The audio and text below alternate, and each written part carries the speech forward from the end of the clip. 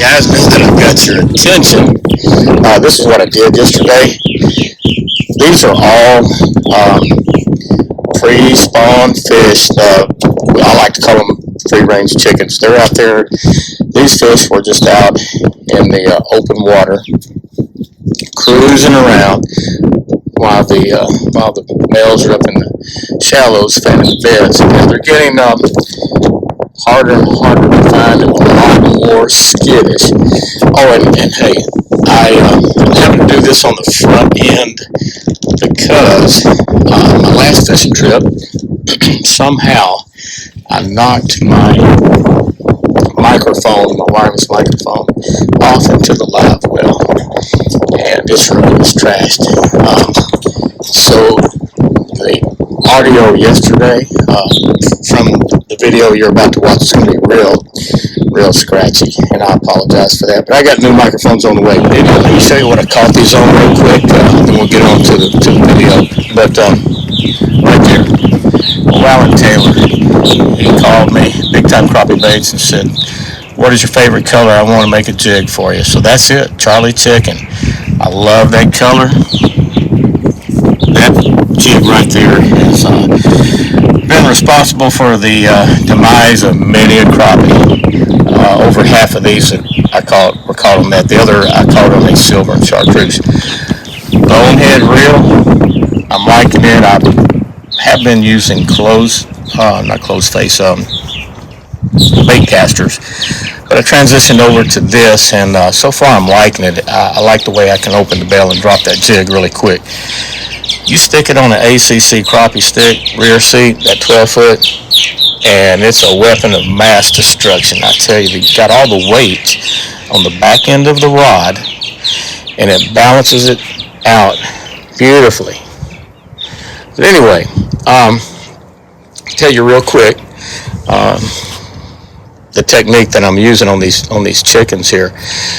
The last couple of trips, these guys have been super skittish. I mean, it's like you popped a firecracker on some of them. They just take off. But what I'm doing is scan on them. You'll see in the video, but I'll set the forward range on that LIVESCOPE at about 50-60 feet and start searching. And when you come across a big one, and by the way, hey, I weighed out the 7 biggest ones, right at 17 pounds. They are fattening up.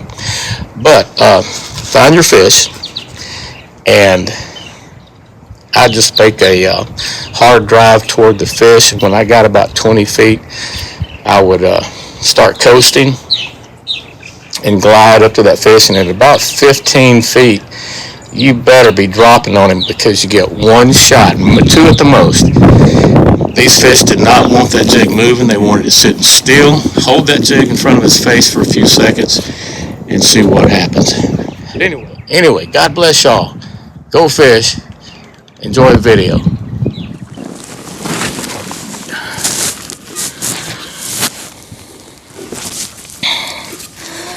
Whew. All right.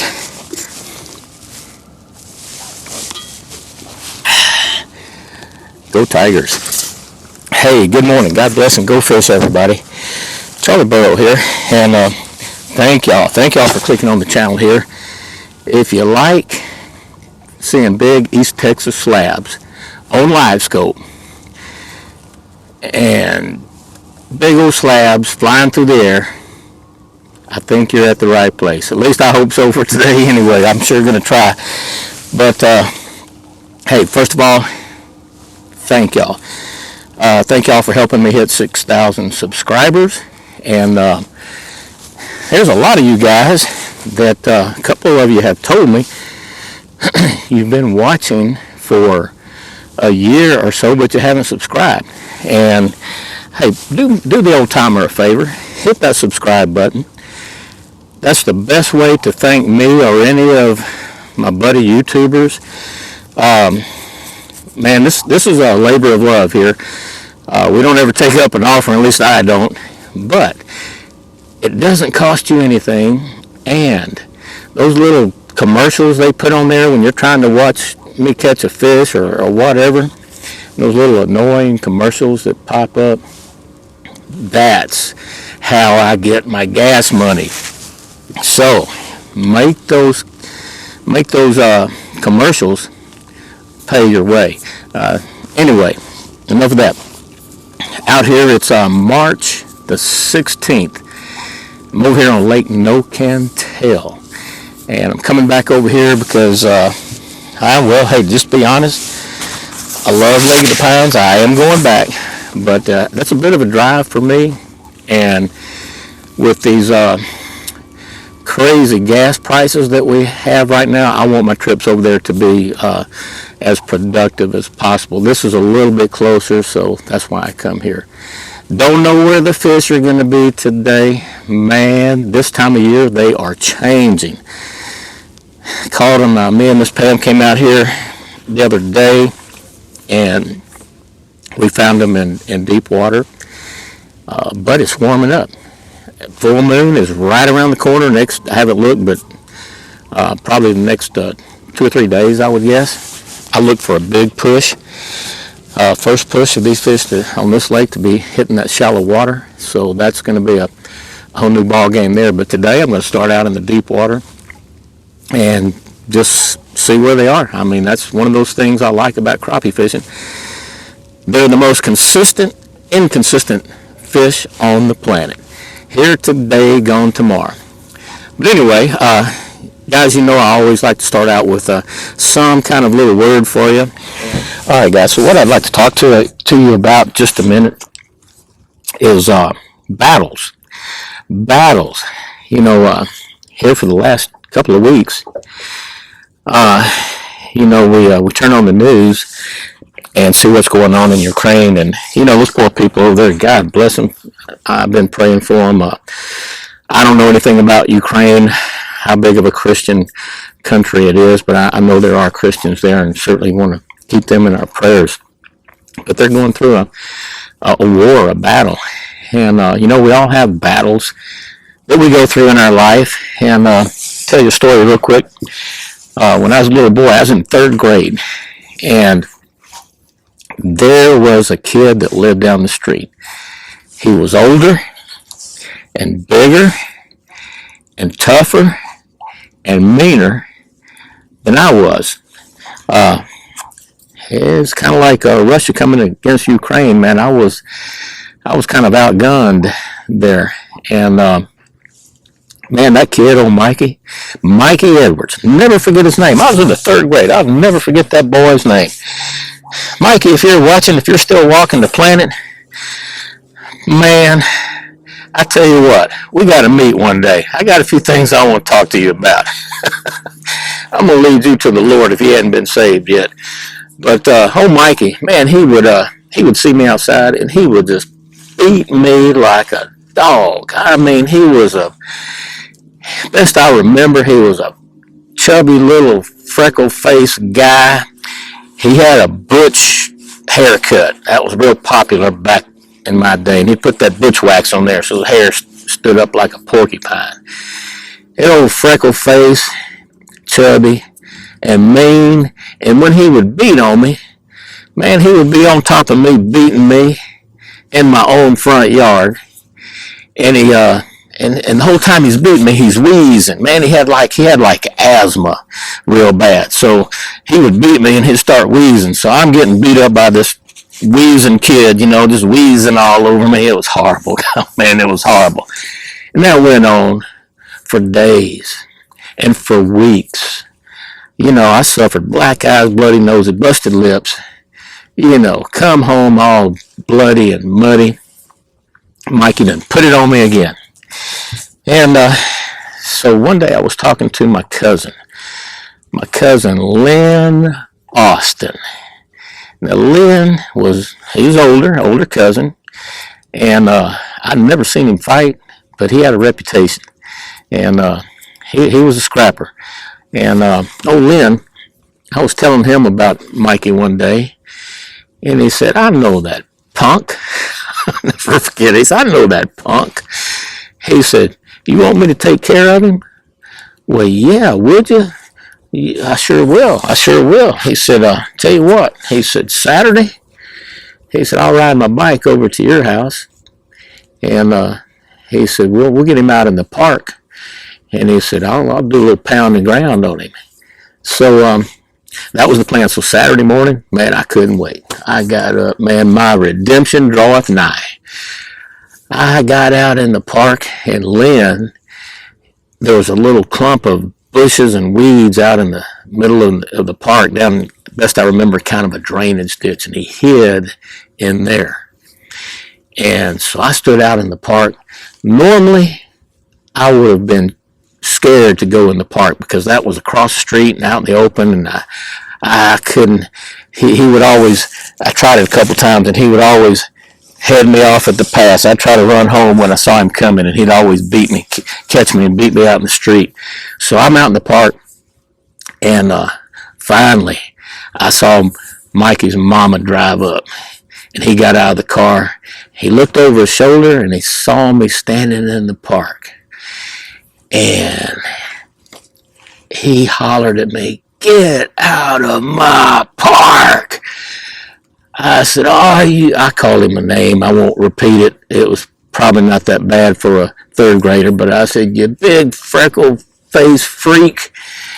Ooh, here come Mikey.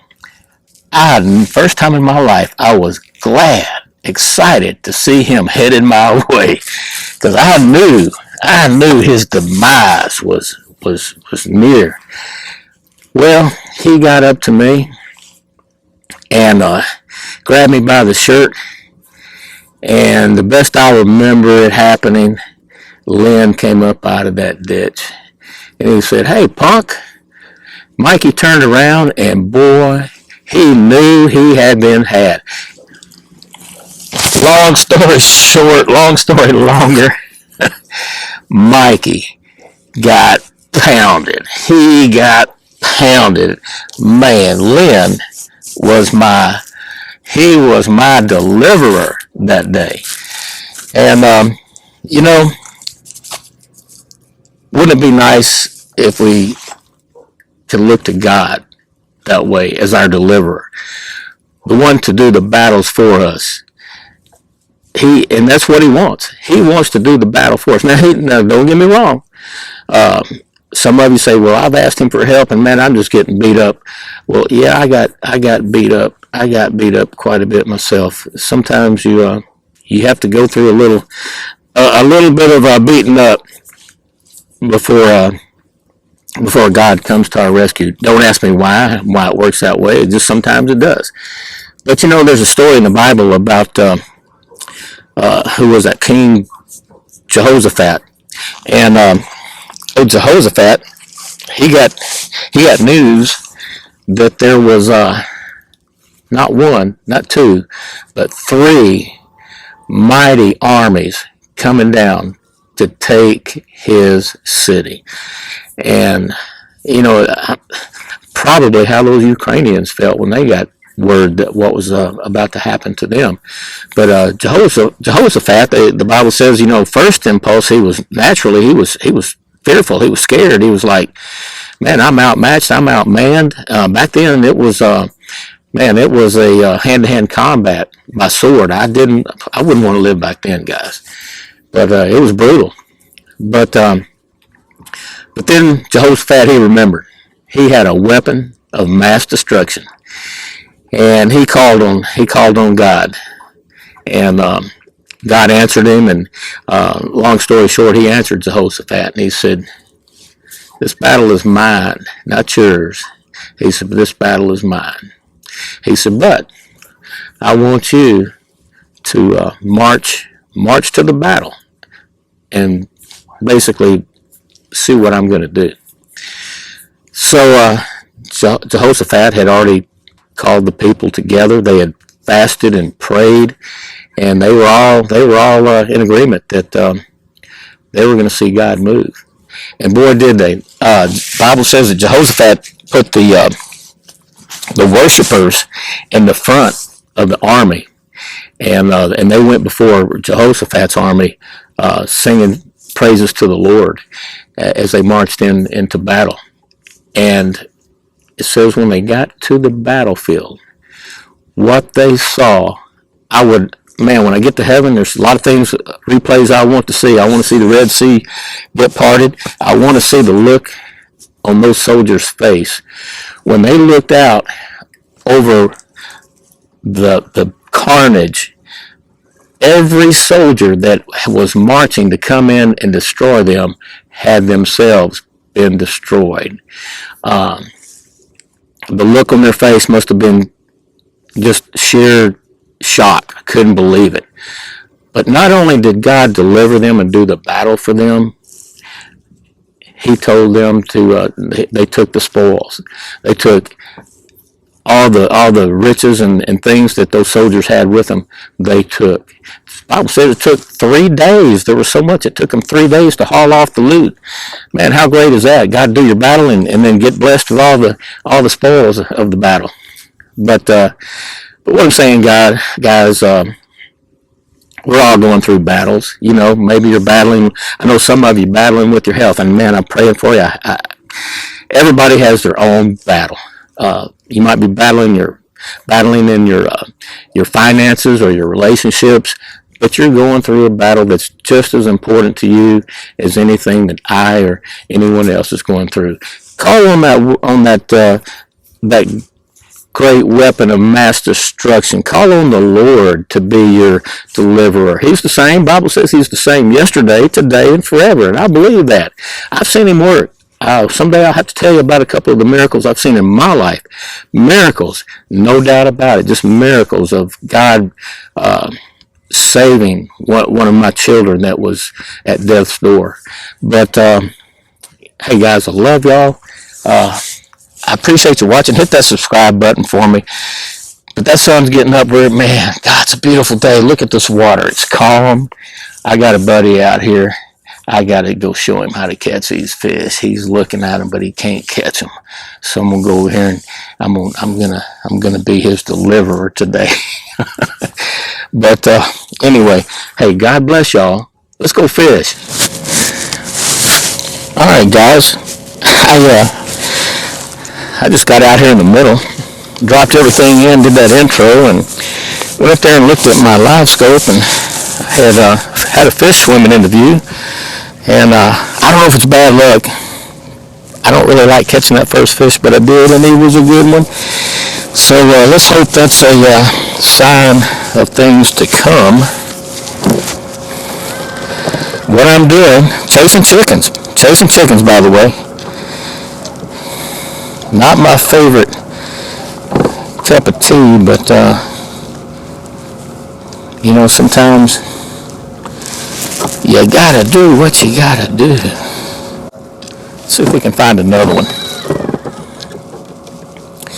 Set this screen up on about 50, 60 feet. Whoop, whoop, whoop. Here we go. Look at that. Right down here. 2 of them. I'm going to put it in creepy mode, about 2. Now that fish a while ago was not spooky, but this one here, who knows? When we were out here the other day, they didn't want to be messed with. Now see, they're just kind of lazy today. I hope he stays like this. I'm going to cut back to 30 feet, and that's going to be it. I'm just drifting right now. There's no wind, really. Light and variable today. It is very light. Oh, we're getting close. I'm going to hit spot lock there. He's at 15 feet. See if we can get a drop out there with this Charlie chicken from Big Time Crappie Baits. Catch him, Big Time Crappie. Here he comes. Boom! And just like that. Oh, God, he's got some weight on him now. He's got some weight. He's not a 2-pounder, but I'll take him.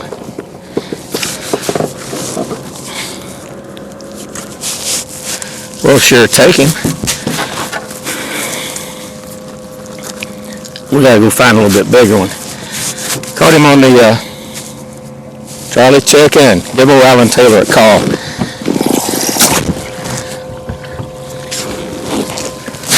All right. 2 drops, 2 fish. That's crazy. Okay. Now I like to get those big fish for y'all. So we'll catch a couple or more. If they don't have any size to them, we will relocate. We got a couple coming in here. These fish are 15 feet down.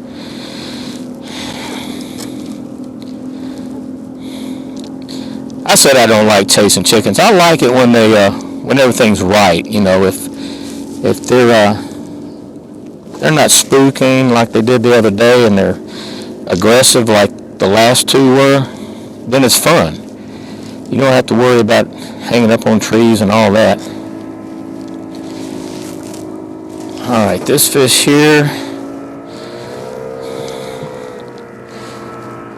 he's just being lazy, having a good day. Let's see.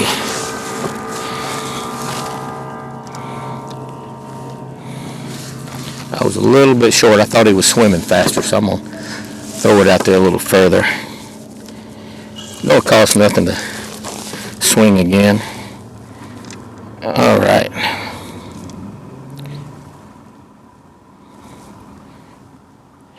Did he see it?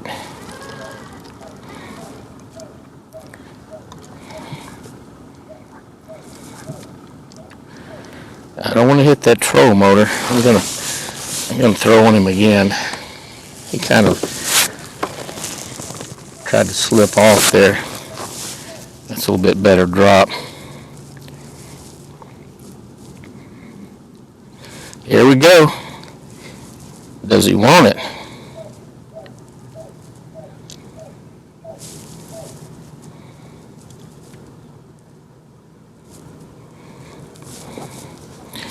Not really. Let's one last try here. I'm going to try that little technique I call the drop and stop, where it just kind of comes down all of a sudden, drops down on his nose. Sometimes they'll just bite out of reaction real quick. Throw out past the fish, get it lined up, get your jig and everything in sight, make the adjustments, and now I'm ready. I'm just going to drop that rod tip. It's falling. Slam on the brakes.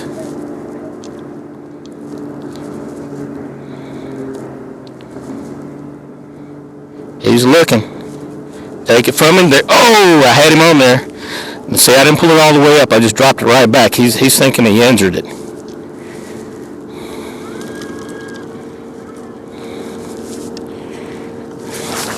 We'll try one more time. He hit real short, real short.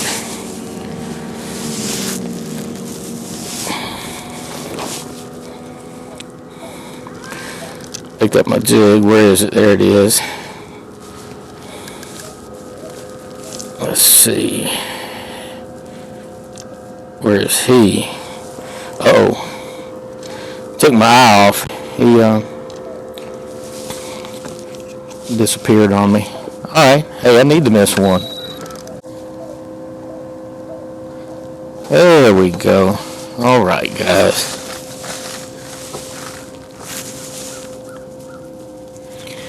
Always, see me pull that rod tip up, I'm letting the line out, so now I see my rod's up at like 12 o'clock.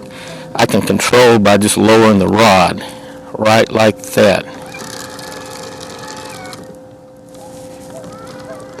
Come on, bud. He's chasing it.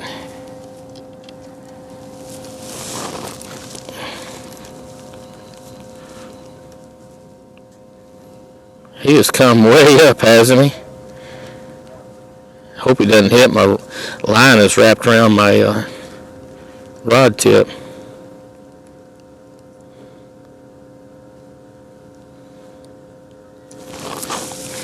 His buddy's down there watching like, what is going on?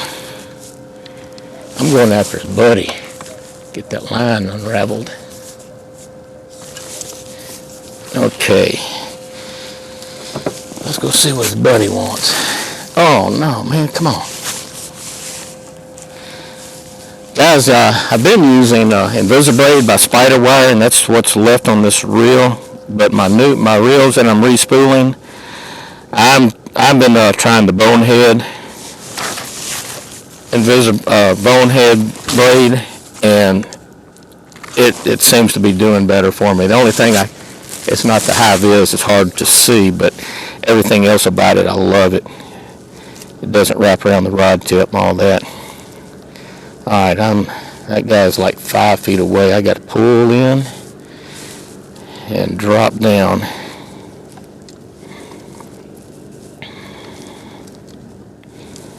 He has gone down in the mud. Not unusual for him to do that. There we go, right there. I think I'm behind him. I don't know that he sees it. I really don't think he did. And he's under the boat. Alright, strike two. Can't catch them all. Can't catch them all.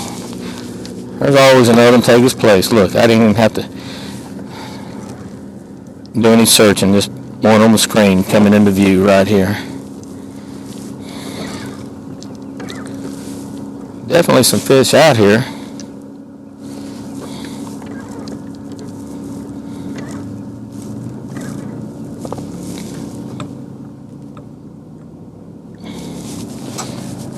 Sun guard does not do any good when that sun is right on the screen.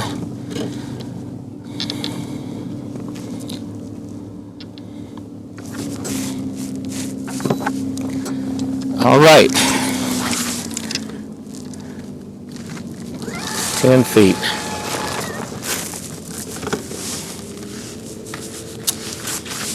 He got a little spook to him. Okay, things are starting to change on me. So you can't always judge by what happens on that first fish or two. You got to establish a good solid pattern.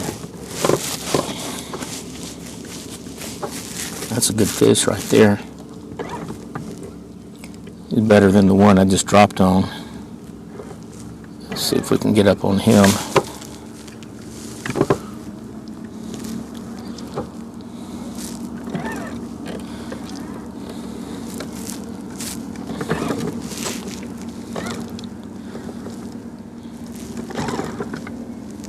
Sun is a little bit of a factor.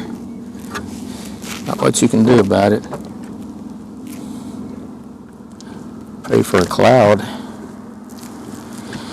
20 feet and closing. Voice never gets old.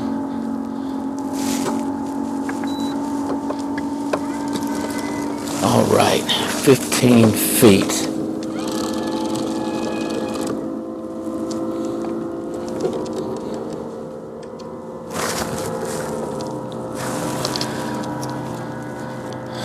What I'm doing right now is just trying to get a bead on him.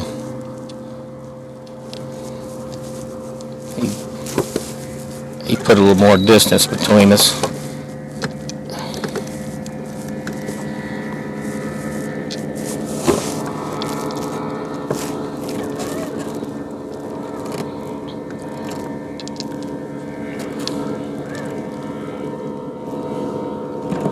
I don't really think he's spooked. I'm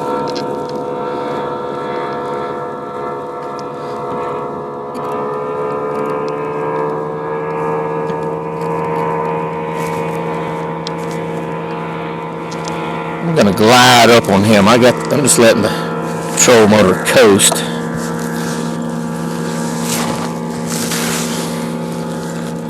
Ooh, he's not deep at all.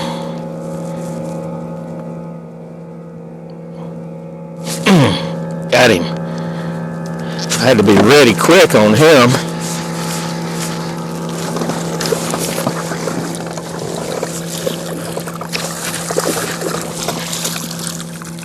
Oh, God.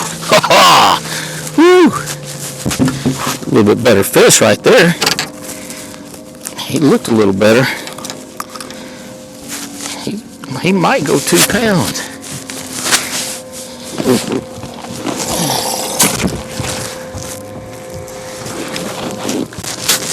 They're eating that chicken up. Guys, if you're wondering about a 12-foot pole with the rear seat, that's what this is. Now, I've got to, how am I going to do this? Got a jig on here, so it's really hard to get a accurate, but, oh, hook hit me. Look how that thing balances. You see where my finger is right there. I've got about, what, 18 inches of rod. And what I like, well, I love the super grip, sticky grip.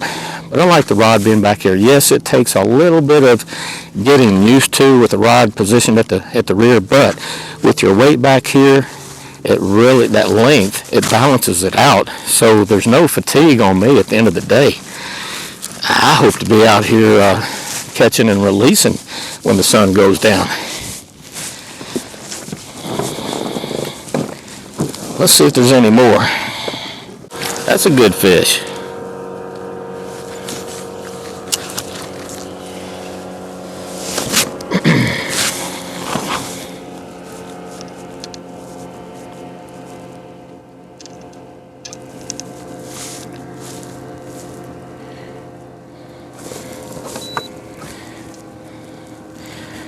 I'm hoping he'll catch up to my jig.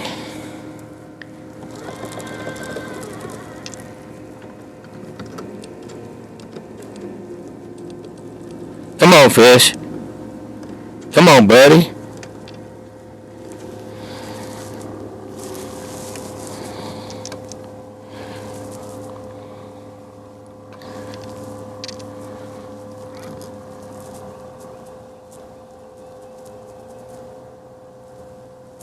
There he goes. He just wanted to stare at it a little bit. Look at that. Boy, get back. He's putting on a show for y'all. Must be a black. Nope. Oh, just a fat white. Just a fat white. I caught this one on the silver and chartreuse. I don't know if Alan has a name for it yet. Alright guys, I've been waiting all day for the sun to go down where I could try and get some shots without all that sun glare. But I did fish during that time. Found some big ones. And they've been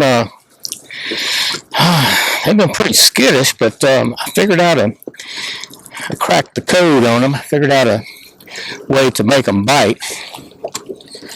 Some of them, not all of them.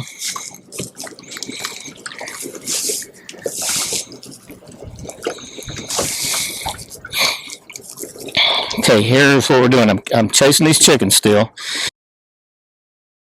Just going to the mouth of pockets, staying in the deep water. And troll around at a pretty good speed until I see something. And when I see something I like, I'll break it down to about number 2, number 1.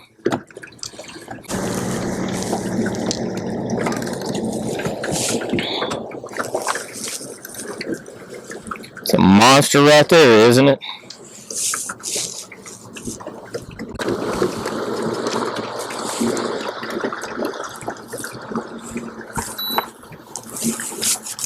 That is a real monster.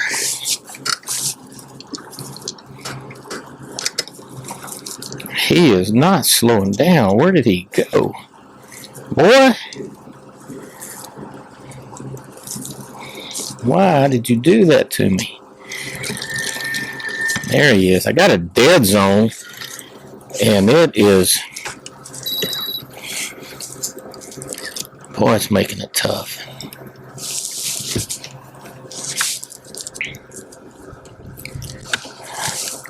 just want to get a drop on you, bud. I won't catch you.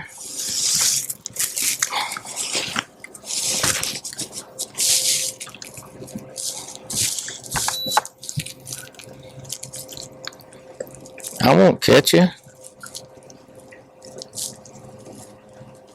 Oh, I lied. Well, it was the truth as I knew it. Oh my goodness.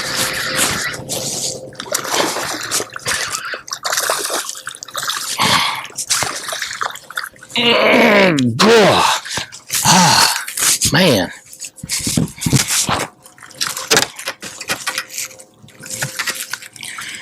Let's see what this rascal weighs. I'm gonna guess about 1/8.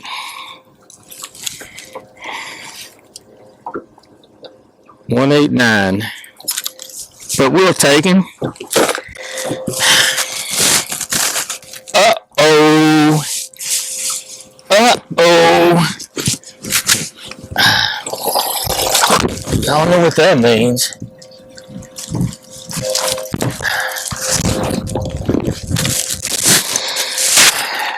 So I like to say, all good things must come to an end. 25, but they left me battered and bruised, I can tell you.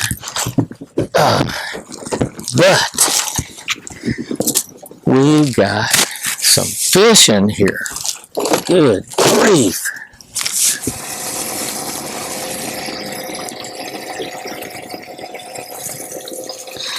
All right, it was a good day.